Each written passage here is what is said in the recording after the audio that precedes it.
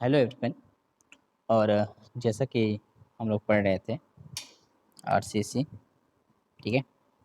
और आरसीसी में हम लोग पढ़ रहे थे कि सीयर इन्फोर्समेंट क्यों प्रोवाइड किया जाता है, क्यों आवश्यकता पड़ती है, क्या क्या कंडीशन होते हैं उसको रोकने का, उस फेलियर को बचाने के लिए, या फिर मैक्सिमम स्पेसिंग कितना जनरली हम लोग प्रोवाइड करते हैं सीयर इन्फोर्समेंट के केस में।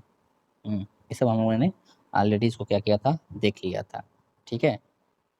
अब जो है हम लोग जो डिस्कशन करने वाले हैं, ठीक है, जो हम लोग डिस्कशन करने वाले हैं, हमने आपको बताया था कि नेक्स्ट वीडियो में हम लोग क्या करेंगे, एक छोटा सा क्वेश्चन क्या करेंगे, लगाएंगे, उसको देखेंगे, ठीक है। तो जैसा कि क्वेश्चन है आपका, यह क्वेश्चन है आपका किस पे बेस्ड है, आपका based on shear check, shear check पे है कि आपका जो बीम है उस क्रॉस सेक्शन के हिसाब से क्या सेफ है या नहीं है, ठीक है। इसके हिसाब से हम क्या करेंगे, क्वेश्चन को देखेंगे। तो फर्स्ट ऑफ ऑल सबसे पहले क्वेश्चन को एक बार गिवन डेटा लिखते हैं। गिवन डेटा, जो साइज दिया है बीम का 250 गुणे 450 mm है, mm, ठीक है। उसके बाद से जो आपका एस टी दिया है यहाँ पे, वो दिया है आपका 20 mm फाई का 4 नंबर ऑफ बार, ठीक है। शियर फोर्स जो भी है आपका 30 किलो न्यूटन दिया हुआ है, शियर फोर्स जो है आपका 30 किलो न्यूटन एक्ट कर रहा है, ठीक है। और M20 ग्रेड का कंक्रीट है और Fe 415 ग्रेड का स्टील है, 415 ग्रेड का स्टील है। तो कहीं ना कहीं हम एक चीज़ देखते हैं इस क्वेश्चन के अकॉर्डिंग, हमको जो दिया था वो सब कुछ हम क्या करेंगे, आसानी से कैलकुलेट कर सकते हैं। लेकिन हमको यहाँ पे आपको एक चीज़ चेक करना होगा कि परसेंटेज ऑफ स्टील कैसे निकालें, ठीक है। परसेंटेज ऑफ स्टील कैसे निकालें। तो उस केस में क्या है, परसेंटेज ऑफ स्टील का मतलब ये होता है, इसका आपने फार्मूला भी बताया था, S T into 100 upon B into D. ये आपको मैंने बताया था कि ये फार्मूला बेसिकली होता है, जहाँ पे एस टी आपने निकाला, बी और डी दिया है, तो आप यहाँ से आसानी से निकाल सकते हो। जब यहाँ पे आप कैलकुलेट करोगे तो कुछ ना कुछ एस टी परसेंटेज की वैल्यू आएगी, ठीक है। कुछ ना कुछ यहाँ पे एस टी परसेंटेज की वैल्यू आएगी। उसके बाद आपका जो सी एफ फोर्स दिया होता है यहाँ पे 30 किलो न्यूटन, करना क्या है, इसको फैक्टर्ड शियर फोर्स बनाना है। क्या बनाना है, factored shear force. Factored shear force का मतलब इन द सेंस जो आपका 30 किलो न्यूटन दिया है, इसमें हम क्या करेंगे 1.5 से मल्टीप्लाई करके इसको फैक्टर बना लेंगे, तो जो वैल्यू आपका आएगा वो आपका हो जाएगा फैक्टर शियर फोर्स। तो सबसे पहला स्टेप हम लोग यही करेंगे, परसेंटेज ऑफ स्टील निकाल लीजिएगा, ठीक है। फार्मूला आपको पता है, S T into 100 upon B into T. तो वहाँ से आपका निकल कर आ जाएगा, आपका क्या निकल कर आ जाएगा, आपका निकल कर आ जाएगा आपका परसेंटेज ऑफ स्टील। जैसे परसेंटेज ऑफ स्टील अगर निकालना होगा तो हम क्या करेंगे, S T into 100 upon B into D, ठीक है। यहाँ पे एस टी की वैल्यू जो भी आ रहेगा उसको रख दीजिएगा, बी और डी की वैल्यू रख दीजिएगा। तो आपका जो परसेंटेज ऑफ स्टील निकल कर आएगा यहाँ से हम लोग कैलकुलेट कर लेंगे, ठीक है। जो भी आएगा वैल्यू आप उसको पुट कर दीजिएगा। देन उसके बाद से आपको निकालिएगा, कैलकुलेट पहला चीज nominal shear stress, nominal shear stress, जिसको हम लोग जनरली बोलते हैं टॉवी, ठीक है। टॉवी फार्मूला आपको पता है, मैंने बता लिया ऑलरेडी पिछले वीडियो में ही, V upon B into D, जहाँ व्यू आपका शियर फोर्स होता है, लेकिन कौन सा shear force, factored shear force की वैल्यू रखिएगा। देन आपका बी और डी की वैल्यू यहाँ से पता चल जाएगा, तो आप यहाँ से टॉवी की वैल्यू आसानी से निकाल सकते हो। अब बात आती है टॉसी की वैल्यू कैसे निकालेंगे, तो हमने आपको बताया कि परसेंटेज जो आप स्टील निकाले हो उसके भी यहाँ पे हम लोग जनरली क्या करते हैं, कैलकुलेट करते हैं। इसको जनरली क्या होता है, जैसे मान लीजिए आपका जो परसेंटेज ऑफ स्टील दिया दिया है, जनरली कुछ भी आ रहेगा, सपोज कुछ भी आ रहा है। अगर इसके सामने की वैल्यू कुछ भी आपको पता चल रहा है कि पर्टिकुलर ग्रेड के लिए इतनी वैल्यू है, तब तो हम डायरेक्ट टॉसिक वैल्यू यूज़ कर लेंगे। लेकिन अगर मान लीजिए वैल्यू लाई नहीं कर रहा है, ठीक है? जैसे मान लीजिए लाई नहीं कर रहा है, यहाँ पे वैल्यू कुछ और है और इसकी वैल्यू इनके और इनके बीच में आ जा रहा है, बीच में वैल्यू आ रहा है। तो इस केस में क्या करते हैं हम लोग, जनरली इंटरपोलेशन फार्मूला यूज़ करते हैं। क्या यूज़ करते हैं? इंटरपोलेशन फार्मूला, या करते हैं interpolation interpolation formula formula use करते हैं, ठीक है? और उसके थ्रू हम क्या करते हैं, टाउ सी की वैल्यू निकाल लेते हैं। यहाँ से टाउ सी की वैल्यू इंटरपोलेशन फार्मूला का यूज़ करके हम लोग निकाल देंगे, ठीक है?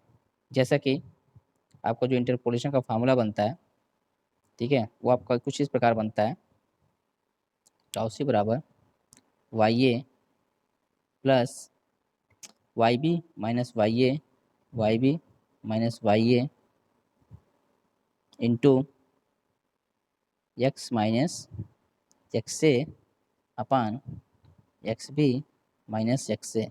अब ध्यान देने वाली बात ये है, ध्यान देने वाली बात ये है आपका, कि जो आपका एक्स होता है, ठीक है, यही आपका जो वैल्यू होगा वो आपका होता है कौन सा, परसेंटेज ऑफ स्टील की, ठीक है? वैल्यू किसकी होती है? परसेंटेज ऑफ स्टील की। बाकी आपको ये सब वैल्यू पता होगा, इस वैल्यू को पुट करिएगा तो कहीं ना कहीं आपको मिल जाएगा टाउ सी। क्या मिल जाएगा? टाउ सी मिल जाएगा। जब टाउ सी मिल गया आपको, जितना भी आएगा आपका टाउ सी की वैल्यू जो भी आएगा आपका, इसमें आएगा न्यूटन पर एम स्क्वायर में, ठीक है, न्यूटन पर स्क्वायर में। अब क्या करेंगे, सेकेंड, सॉरी थर्ड वाला, तो आपका सेकेंड हो गया, पहला नॉमिनल था। नॉमिनल पहले हमने सबसे पहले क्या किया, हमने टाउ वी निकाला, कुछ वैल्यू आया, ओके। देन आपको निकाला टाउ सी निकाला, कुछ वैल्यू आया। अब निकालेंगे हम लोग टाउ सी मैक्स, और टाउ सी मैक्स की वैल्यू हमने आपको बताया था कि हमेशा क्या करते हैं, टेबल इसका आई प्रोवाइड है, पर्टिकुलर ग्रेड के लिए हम लोग क्या करेंगे, वहाँ पे वैल्यू देख लेते हैं और उससे क्या करना है, आपको कंपेयर करना है। अब तीनों में कंपेयर कर लीजिए कौन ज़्यादा कम बेसी है। अगर जैसा हमने बताया था आपको कि अगर अगर कि tau C is greater than tau V, ठीक है, tau C is greater than tau V, तो इसमें मैंने क्या केस बताया था, कि केस मैंने बताया था कि आपको मिनिमम शियर इन्फोर्समेंट प्रोवाइड करना पड़ेगा, ठीक है, क्या करना पड़ेगा, minimum minimum shear shear enforcement enforcement provide करना पड़ेगा। अगर ऐसा केस बनता है तो, बट बट अगर केस ऐसा होता, tau V is greater than tau C max हो जाता, तब क्या होता, तब इस केस में आपको सेक्शन को क्या करना पड़ता, सॉरी, जो आपका बीम होता है, जो आपका बीम होगा, बीम को क्या करना पड़ेगा, रीडिज़ाइन करना पड़ेगा। क्या करना पड़ेगा, रीडिज़ाइन करना पड़ेगा। रीडिज़ाइन का सेंस मतलब आपको सेक्शन को बढ़ाना पड़ेगा, ठीक है, ओके। तो अगर आप कंडीशन सब फॉलो हो रहा है, फुलफिल हो रहा है, ठीक है, तो ओके है, कोई दिक्कत नहीं। अगर ये जस्ट उल्टा हो जाता, आपको मैंने बताया था उस वीडियो में, पुराने वाले वीडियो में, अगर ऐसा उल्टा हो जाता तो हम कहते कि किसी भी रिडिज़ाइन की आवश्यकता नहीं पड़ेगी, यानी कि सेक्शन को हम लोग नहीं बढ़ाना चाहते हैं, ठीक है, या फिर आवश्यकता नहीं है। क्लियर? कि आपका होता है जनरली क्या होता है, जब हम सवाल लगाते हैं तो अक्सर क्या होता है, क्वेश्चन बीच में पूछ लेता है, ठीक है, अक्सर क्वेश्चन क्या करता है, पूछ लेता है बीच में कि अगर आपको शियर में चेक करना हो, शियर चेक करना हो कि बीम आपका शियर में फेल हो रहा है कि नहीं हो रहा है, तो उस केस में आपको क्वेश्चन में आगे पूछा जा सकता है, जहाँ पे हम लोग जनरली क्या करते हैं, कैलकुलेट करते हैं बेंडिंग मोमेंट वगैरह, ठीक है, या मोमेंट ऑफ रेजिस्टेंस, ठीक है, या फिर कोई डिजाइन करते हैं क्वेश्चन का, तो कहीं ना कहीं हम शियर चेक करते समय ध्यान देते हैं कि जो हमारे पास जो टेबल है या जो वैल्यू है हमारे पास उपलब्ध होना चाहिए, ठीक है, तभी हम जनरली क्या करते हैं, एक्चुअली इसको चेक करके बता सकते हैं कि हमारा जो पर्टिकुलर जो क्रॉस सेक्शन का जो डाया दिया हुआ है, डाटा दिया हुआ है, उसके हिसाब से हम लोग अपने जो बीम है अपने आप को सेफ मान रहे हैं, और आगे अगले दिनों में वो फिर क्या होगा, सेफ ही होगा, ठीक है, ये आपका कंडीशन होता है, ठीक है, ओके। अब क्या करते हैं हम लोग, ये आपका शियर चेक इस वजह से कर लेते हैं ताकि हमको ये पता चल जाता है कि जो आपका बीम होता है, ठीक है, जो आपका बीम होता है वो आपका पर्टिकुलर शियर में सेफ है या नहीं, सेफ है या नहीं। और ये ज़रूरी भी है कि किसी भी बीम को भैया obvious सी बात है शियर में फेल नहीं होना चाहिए। शियर में फेल हो जाता है तो भी क्या है, कहीं ना कहीं स्ट्रक्चर आपका फेल कर जाएगा, जिससे भारी नुकसान भी हो सकता है। ठीक है, तो इस वीडियो में यहाँ तक आपका जो रिलेटेड था आपका शियर से रिलेटेड हमने इसको जाना समझा। ठीक है, अब जो है हम लोग आज स्टार्ट करने वाले हैं एक छोटा सा यूनिट जिसका नाम है टी बीम। ठीक है, टी बीम न्यू यूनिट है आपका टी बीम। ओके, तो सबसे पहले टी बीम का नाम टी बीम इसलिए पड़ा होगा भाई क्योंकि इसका कुछ इस बीम का जो शेप होगा कुछ इस प्रकार होगा, और इसी शेप होने की वजह से इसको हम लोग जनरली क्या बोलते हैं, टी बीम बोल देते हैं। चलिए, टी बीम जनरली इसमें दो टाइप से कंडीशन के अकॉर्डिंग होता है। ठीक है, जैसे होता क्या है, इसमें एक टर्म आता है आपका मोनोलिथिक। मोनोलिथिक मोनोलिथिक का मतलब होता है कि जब हम स्लैब, ठीक है, जब स्लैब और इसके जो धरन होते हैं हम कास्टिंग क्या करते हैं, एक साथ कर देते हैं। ठीक है, स्लैब प्लस बीम की जो कास्टिंग होती है वो जनरली क्या करते हैं, एक साथ कंसीडर कर लेते हैं, या फिर कहते हैं दोनों की कटिंग एक साथ कर दी जाती है। तो जो इस प्रकार का निर्माण बन के आता है इस केस में टी बीम के केस में उसको हम जनरली टी बीम बोलते हैं। लेकिन मोनोलिथिक का कंडीशन ये था कि वो एक साथ कास्टिंग होता है, स्लैब के साथ साथ बीम का भी। बस इतनी सी बात याद रखना। और इस वाले पोर्शन को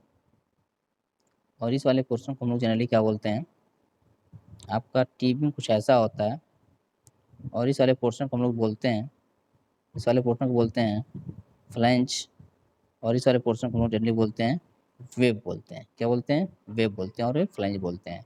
तो कहीं ना कहीं हम ये कह सकते हैं कि अगर कोई भी ऐसा कंटिन्यूस मतलब ऐसे स्पेन में कि आपका फॉर्मेशन हो रहा है, तो जो आपका किसी भी बीम के मध्य भाग में जो जनरेट होता है जो बीम में, जैसे यहाँ पे ऐसे हमने बना रहा है, देखो ध्यान से, ऐसे ऐसे ऐसे ऐसे ऐसे, सॉरी यहाँ पे नहीं है, मान लो इस तरह है, और ये आगे कंटिन्यू मान लीजिए बढ़ता जा रहा है। तो कहीं ना कहीं हम एक चीज़ देखते हैं कि अगर आगे कंटिन्यू अगर मान लीजिए है, तो कहीं ना कहीं जो बीच वाला आपका जो भाग होता है वहाँ पे जनरली टी बीम का फॉर्मेशन हो जा रहा है, और सबसे लास्ट में आप देख रहे होंगे तो आपका जनरली एल शेप का जनरली फॉर्मेशन हो जा रहा है। अगर इसको आप सीधा करोगे तो एल टाइप का ही आता है। ठीक है, तो कहीं ना कहीं हम ये देखते हैं कि जो टी बीम होता है वो जनरली कुछ इसका एडवांटेज भी है, ठीक है, प्रोवाइड करने का। ठीक है, ओके, तो कुछ हम इसका थोड़ा सा जो इसका एनालिसिस करने जाने वाले हैं, थोड़ा सा इसके बारे में थोड़ा सा देख लेते हैं, इसका फिगर कैसे बनता है इसका। ठीक है, जैसे सपोज डेट मान लिया आपने इस फिगर बनाया ऐसे,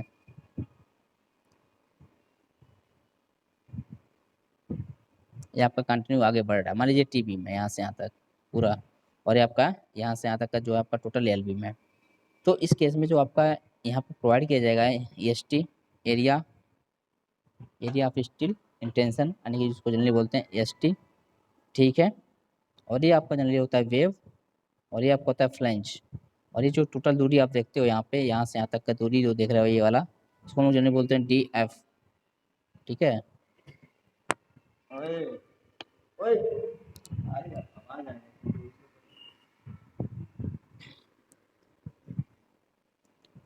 तो कहने का सेंस मेरा ये है कि अगर आपको ये दूरी दिखाई दे रहा है इसको हम जनरली क्या बोलते हैं, डी एफ के नाम से जानते हैं, जिसको बोलते हैं हम लोग डेप्थ ऑफ फ्लैंज।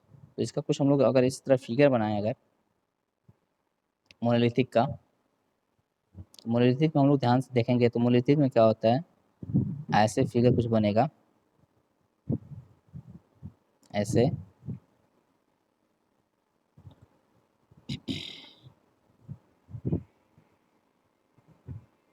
यानी कि हम देख रहे हैं कि इसकी कास्टिंग जो है साथ साथ की जा रही है, भीम की भी और स्लैब के साथ साथ ही, तो आपका मोनोलिथिक हो जाएगा।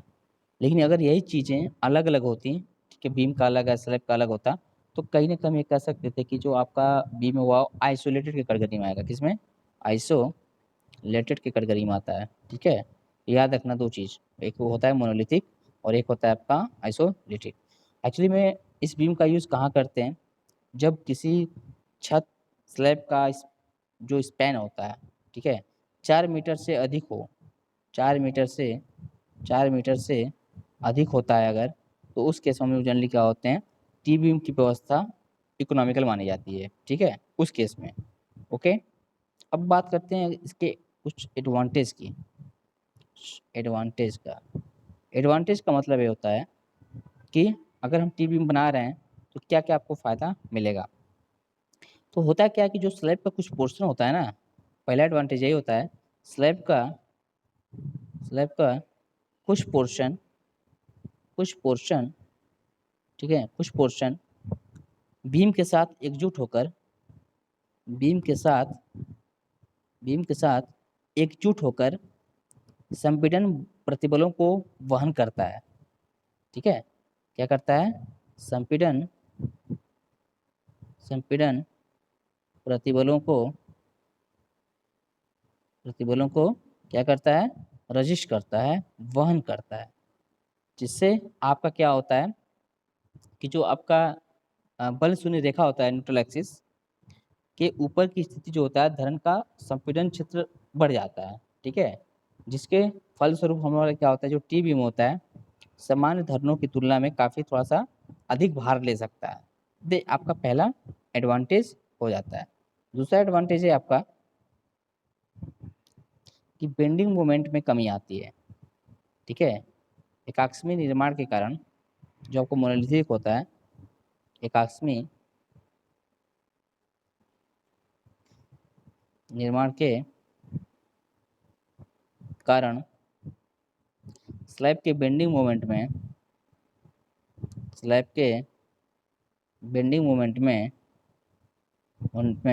कमी आती है, ठीक है। सबसे बड़ा दूसरा एडवांटेज मिलता है कि कम से कम उसका जो बेंडिंग मोमेंट जो फेल होता है अक्सर बीम वगैरह, वो उस केस में क्या होता है, आपका सेफ है, ठीक है। दूसरा चीज़ है कि जो आपका सेक्शन है संपीड़न में अधिक सामर्थ्यवान हो जाता है, ठीक है, संपीड़न के केस में क्या होता है, अधिक सामर्थ्यवान हो जाता है। Clear, okay. और सबसे बड़ी फायदा ये भी है कि आपका टी बीम के अपनाने से छत के लिए, स्लैब के लिए जनरली क्या होता है, 40% के आसपास जो होता है आपका कंक्रीट और 50% के आसपास स्टील की भी जनरली क्या होती है, बचत हो जाती है, ठीक है। तो ऐसी चीज़ आपको ध्यान देने वाली होती हैं। तो अभी तक हमने ये देखा कि जो आपका ये एनालिसिस हम लोग करेंगे जब, चलिए इसको हम लोग फिगर ये बना लेते हैं ना, इसका हम लोग फिगर ही बना लेते हैं थोड़ा सा इस प्रकार।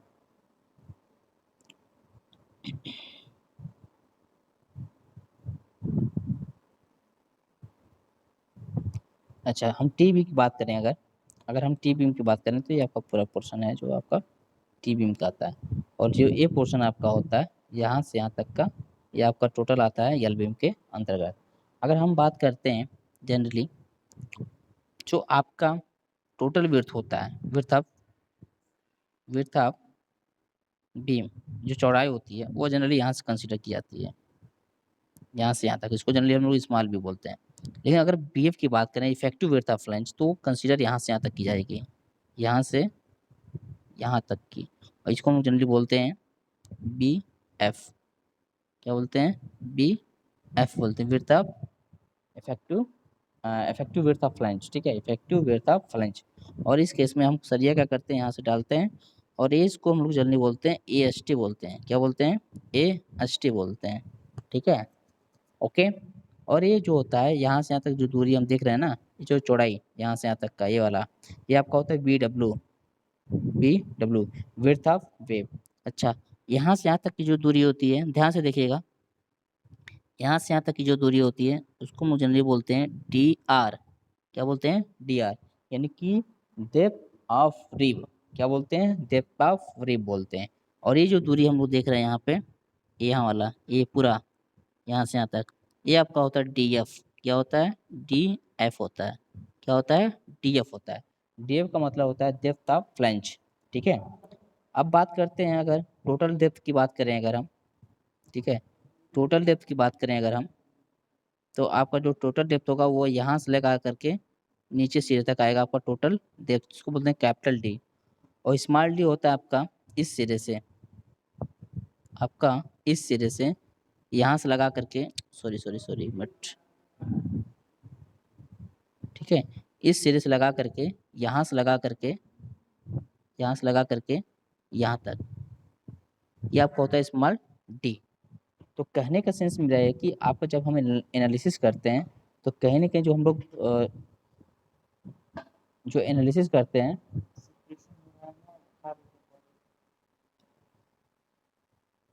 ठीक है, जो हम लोग एनालिसिस करेंगे और बेसिकली इसी भी यहाँ पे करेंगे कि हमारा जो एक बार न्यूट्रल एक्सिस एक बार फ्लैंज से गुजार कर देखेंगे, और जो आपका एक न्यूट्रल एक्सिस आपका, उसको हम लोग क्या करेंगे, वेव से गुजार कर देखते हैं। ठीक है, कि इन दोनों के केस में आपका क्या कंडीशन बनता है, उसके बिहाफ पे हम लोग क्या करते हैं, मोमेंट ऑफ रेजिस्टेंस की वैल्यू फाइंड आउट करते हैं।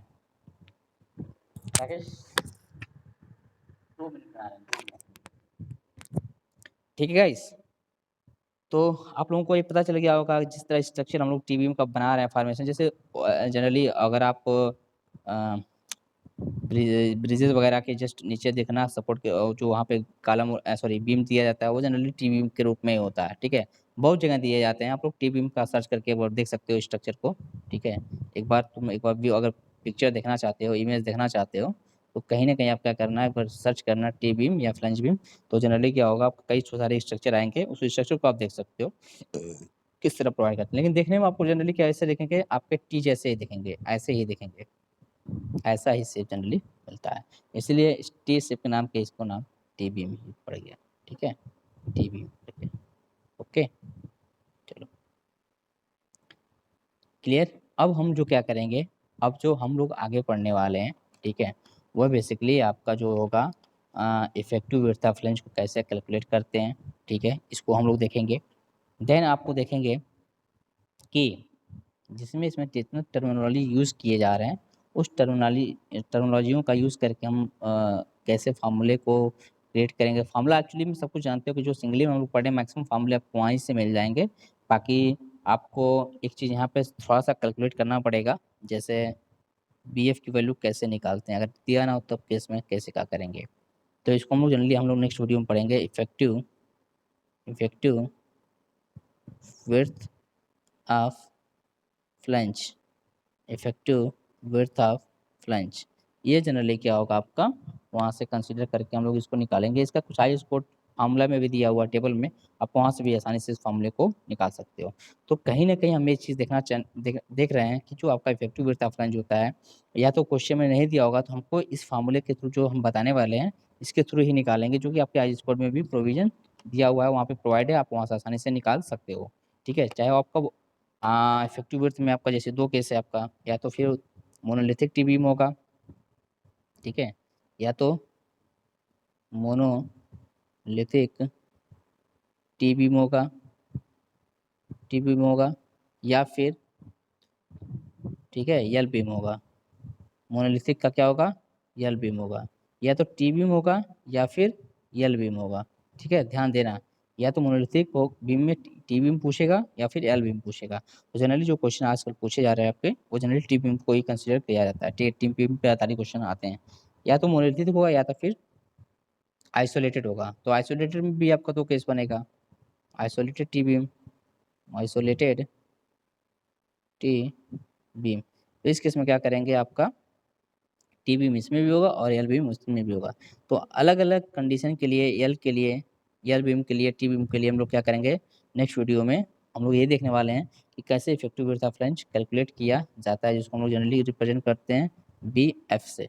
ठीक है, ओके, अभी तक इतना आप लोग रिविजन करिए, ठीक है, नोट्स बनाइए, और हम लोग आई होप कि अगले में हम लोग कुछ फार्मूले देखेंगे, उस फार्मूले के बिहाफ पे हम लोग कुछ क्वेश्चन भी देखेंगे, देन आपका यूनिट भी ख़त्म हो जाएगा।